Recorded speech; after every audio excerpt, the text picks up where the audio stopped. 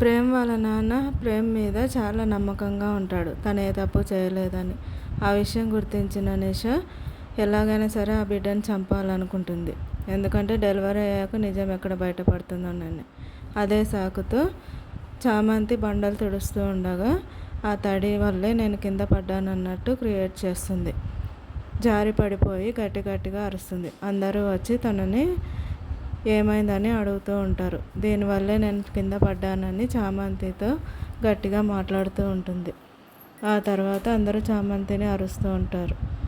తర్వాత నిష హాస్పిటల్కి వెళ్తానని చెప్తుంది. ఎవరైనా తోడు వస్తామని అంటే ఎవరు రావద్దు, నేను ఒక్కదాన్నే వెళ్తాను అని ఒక్కతే వెళ్తుంది. అది చూసి ప్రేమ్కి ఇంకా చామంతికి డౌట్ వస్తుంది. హాస్పిటల్కి వెళ్తే ఏం జరుగుతుందో తెలుస్తుంది కదా అని ప్రేమ్ చెప్తే అవునని ఇద్దరు కలిసి హాస్పిటల్కి వెళ్తారు. అప్పటికే హాస్పిటల్కి గుణ వచ్చి ఉంటాడు. నిషా గుణాన్ని తీసుకుని లోపలికి వెళ్తుంది. తన భర్తగా పరిచయం చేస్తూ అబార్షన్కి గుణతో సైన్ చేయిస్తూ ఉంటుంది. ప్రేమ్ ఇంకా చామంతిలు లోపలికి వెళ్ళి తన కోసం వెతుకుతూ ఉంటారు. హాస్పిటల్ రూమ్లోకి వెళ్తారు. నిషాని గుణాని చామంతి ప్రేమ్లు చూస్తారా? వాళ్ళ గుట్టు రట్టు అవుతుందా? ఏం జరగబోతుంది? ఈసారి నిషా అలర్ట్గా ఉంటుందా లేదా దొరికిపోతుందా?